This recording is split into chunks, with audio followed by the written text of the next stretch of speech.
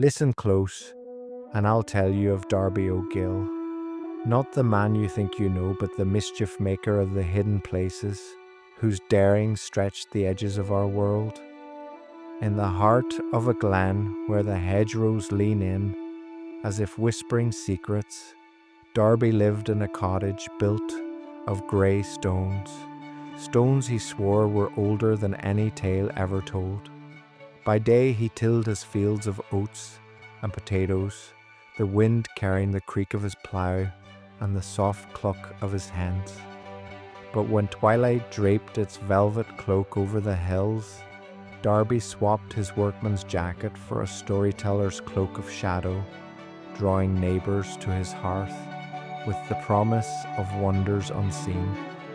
He would lean forward, elbow on the table, eyes glinting like flint.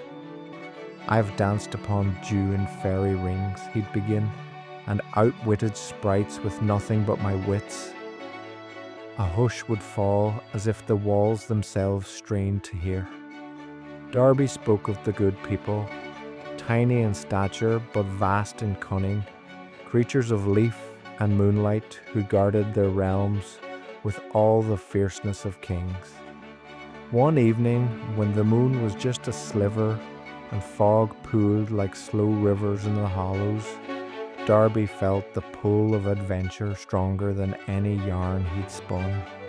He donned a cloak of homespun wool, slipped on boots soft enough to tread on spider webs, and departed his cottage with only a brass net and a lantern powered by tallow from his larder. The night air was thick with the song of crickets and the distant owl's lament. Deep in the glen, he found the ring, a perfect circle of toadstools, their caps like polished shields reflecting a ghostly light. Legend warned that mortals who stepped inside lost their shadows forever, bound to fairy realms. Darby chuckled beneath his breath. He set his net beside the ring, crouched low, and waited until the toadstools pulsed with that otherworldly glow.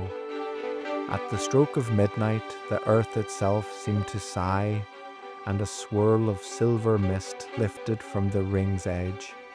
With a quick toss, Darby ensnared what lay within, a handful of coins stamped with strange runes, and an odd weight that felt colder than iron. He closed his fingers around them and fled, the mist closing behind him like a snapping trap.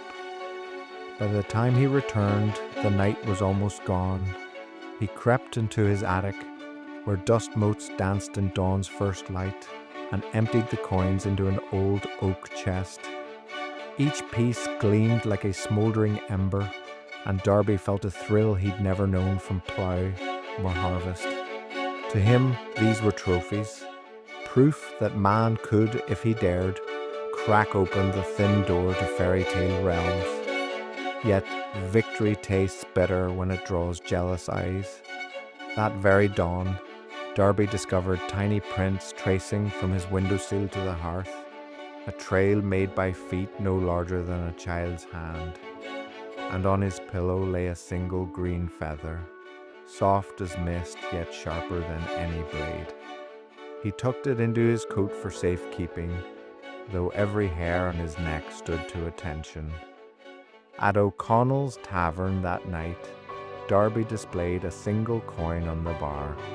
The bystanders passed it finger to finger, marveling at how it seemed to glow with an inner light even in the smoky lamplight. "A gift from the fair folk," Darby declared, winking at a skeptic. The coin was handed back, too hot to hold, too cold to ignore. The tavern erupted in laughter, but Darby caught the flicker of unease in a few eyes. Days stretched into weeks, and Darby grew bold, mounting displays of fairy gold, like a peacock flaunting feathers. He spoke of dancing with banshees on moonlit bogs, of riddling giants under standing stones. His audience grew, drawn equally by wonder and the intoxicating scent of danger. Still, he felt the fairy's gaze brushing his shoulder whenever the wind fell silent. Then came the night he'd been waiting for. Alone by the hearth, he counted his coins beneath the lantern's steady glow. The chest sat open, emptying its treasures onto the table. Outside, the mist pressed against the window panes like pale hands. Darby felt a slow hush settle over the room, and the flame of his lantern flickered once, twice, then steadied. Through the haze, a form emerged, scarcely taller than a child, yet every inch regal. The Fairy King stood before him, eyes like liquid emerald, cloak woven of moonbeams and forest shadows. In one hand he held a delicate horn from which a dull light pulsed, and in the other a single oak leaf that shimmered with living fire. Darby O'Gill, he intoned in a voice like wind through reeds, "You have trespassed on our halls and stolen our gold. Return it now, or accept our judgment." Darby rose, boots creaking on the floorboards. He set a single coin before the king and met his gaze.